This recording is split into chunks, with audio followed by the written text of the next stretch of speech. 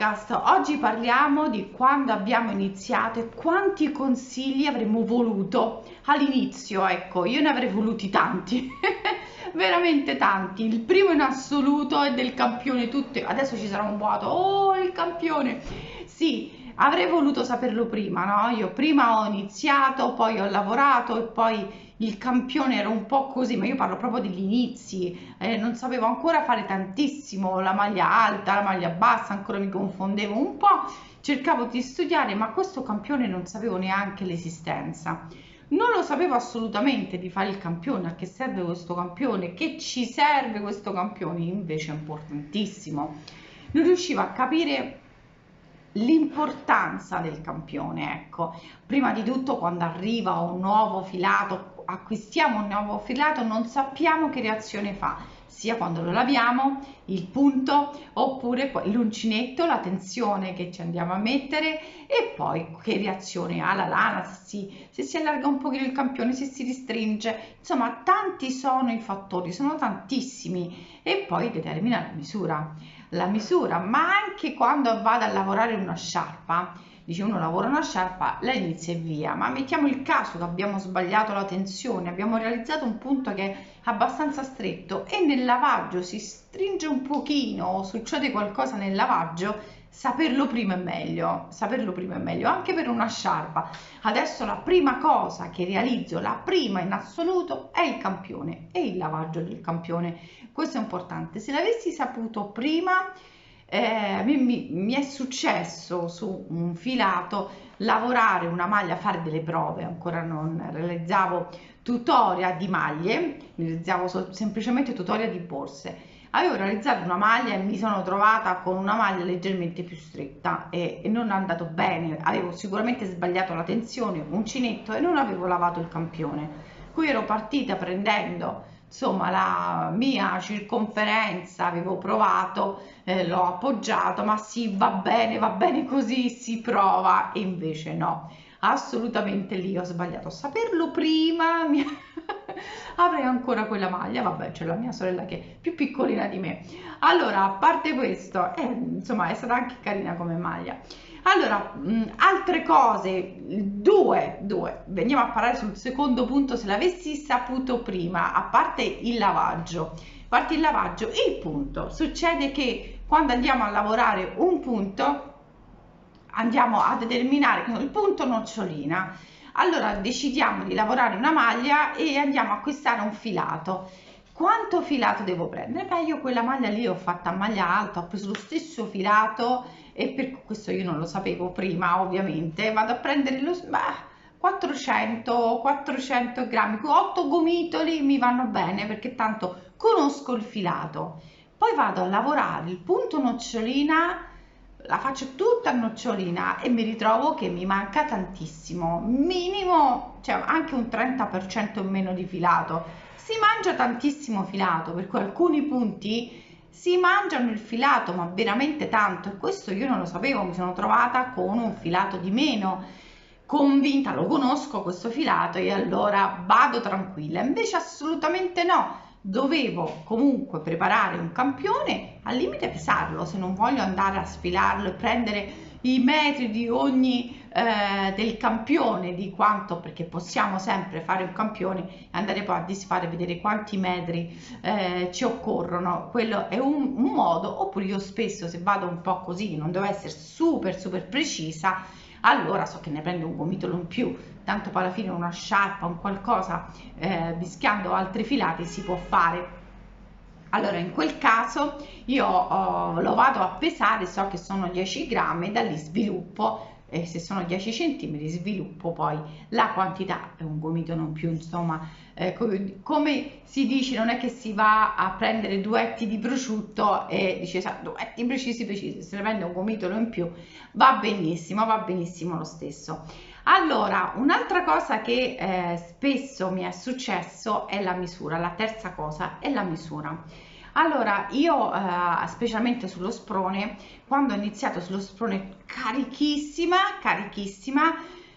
Io sono partita subito, ah, ho capito come si fa, come si fanno i calcoli, chi dice in un modo, chi dice in un altro, una confusione immensa sul calcolo, chi ha la formula magica, chi ha la formula che l'ha inventata, chi... Insomma, un disastro. Io ho detto, vabbè, all'incirca sarà così, ho fatto un po', un po' a caso e ho provato e lì mi sono trovata, prosegui fino alla circonferenza seno, ma io ho fatto dei disastri incredibili. Il mio primo sprone tondo, io non ho la foto, ma veramente avevo 5 kg di cotone dietro ondulato perché per arrivare alla mia circonferenza e tanto dovevo lavorare, tanto dovevo allargare questo sprone. Ho detto, ma sì, io vado, aumento, tanto poi alla fine arrivo, ma non avevo calcolato che dietro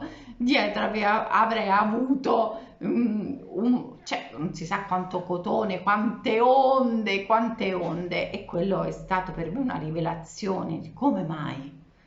Come mai è successo questa cosa? E allora lì ho riflettuto e ho detto, beh, forse c'è qualcosa che non va, e non riuscivo a capire cos'era che non andava, ma così è la costruzione, così, parte lo sprone, poi ho fatto anche quello tondo e sia il raglan, diciamo, perché, che cos'è, che sbaglio, è stato veramente, non riuscivo a capire. Se qualcuno me l'avesse detto prima, allora avrei capito alcune cose. Lì c'era la costruzione sbagliata, non avevo pensato alla costruzione, pensavo che tutti siamo uguali, inizio a costruire e abbiamo fatto, ma così pensavo che fosse, no? Guardandomi intorno, guardando dei tutorial, pensando, ho detto, beh, siamo tutti uguali, vedrai che riesce anche a me. Invece no, perché la mia fisicità era diversa in modo assoluto, avendo poi la scoperta, infatti, il quarto punto, delle taglie. La scoperta che quando si va a realizzare una maglia o un giacchino, non tutti abbiamo la stessa taglia, ma non la taglia globale, ma la taglia che può essere delle spalle, della circonferenza seno, della vita, dei fianchi. E per cui lì ho detto, ah, ma qui c'è qualcosa che non va, c'è qualcosa che non mi torna. E lì è stato una rivelazione, i libri, perché lì ho cominciato a prendere i libri che poi tutti, la maggior parte di quelli che ho voluto prendere, proprio quelli diciamo, della storia, chi ha costruito, poi ne parleremo in un altro podcast, per cui tutti in inglese. Io non sono bravissima con l'inglese, per cui ho dovuto prendere i libri in inglese, in PDP, riuscire poi a tradurre tutto e le parti poi che mi interessavano di più. La costruzione è stata per me una rivelazione incredibile, appassionata più che mai di questa rivelazione. Per me era una rivelazione che per altre, sia per altre design, youtuber, chi fa uncinetto era una cosa normale, ma per me no, perché ho detto cavoli, io sto realizzando una maglia, ma è una misura che non è mia, perché se io qui devo arrivare a una misura M oppure una misura L sul mio seno, sopra una M è impossibile per me. C'è qualcosa che non mi torna, e lì ho cominciato a studiare e a capire, anche perché sull'uncinetto c'era pochissimo sulla costruzione. Io ho fatto una grande ricerca, grande ricerca, per cui ho dovuto, diciamo, studiare sui libri di maglia e lì riuscire poi a portare con le maniche larghe, la rivelazione delle maniche larghe, riuscire a fare una manica normale per chi ha una circonferenza seno abbastanza abbondante, come quei triangolini che ho fatto, che adesso se ne parla, no? Adesso se ne parla, il triangolino, mi viene da ridere perché c'è il triangolino. Allora, sono stati visti i miei tutorial, di questo sono super contenta, perché almeno si sistemano alcune cose e sono felicissima di questo. Le diminuzioni che vanno realizzate sotto per cui ma ripreso dai libri di maglia, ripresi, ma ci sono tante altre tecniche che si possono realizzare e bisogna sempre essere un pochino in base poi al punto. Adesso non voglio dilungarmi, però quando io parlo di maglia, io starei per ore a parlare. Allora, altre cose che avrei voluto, a parte questo, ma che avrei voluto sapere sono tantissime prima, perché una persona come me che vuole sapere tantissimo, tante informazioni, ma che siano quelle giuste, perché io quelle sbagliate le ho provate su di me, le ho provate tutte, come un'altra che è la quinta. Se non sbaglio è la quinta, ho perso il conto, ma penso di averne dette più di 5. La quinta è la riga. Quando noi andiamo a lavorare in tondo, si forma una riga che va o sulla destra, adesso non so, non mi ricordo, sulla destra o sulla sinistra, perché adesso non mi viene più questa riga ovviamente. Io mi trovai a lavorare dopo aver capito, lavoro in tondo e mi trovo, oltre ad avere uno sprone con una misura esagerata, con delle maniche larghissime, io poi ho disfatto, peccato, quello lo dovevo tenere, mi trovo dietro una riga tutta storta di congiunzione. Quando andiamo a chiudere il giro avevo la riga di congiunzione. Io ho detto no, non è possibile, che cos'è questa riga? Ma dove è uscita fuori?